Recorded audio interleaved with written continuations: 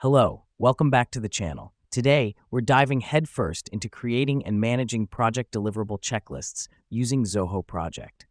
Now, let's get started. First up, log into your Zoho Project account.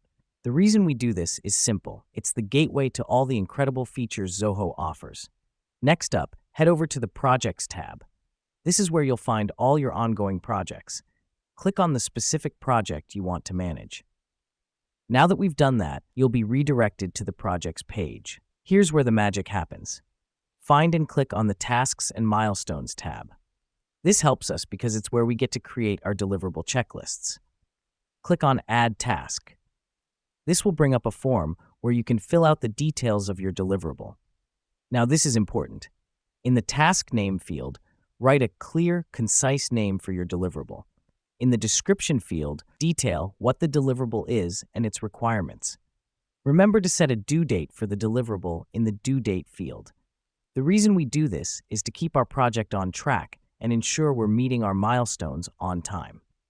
Now, we're going to create our checklist. Under the task details, you'll find the checklist section. Click on Add New Item and start typing your first checklist item. Press Enter to save it. Repeat this process for all the items on your checklist. This helps us because it keeps us organized and ensures we don't forget any crucial steps in our deliverables.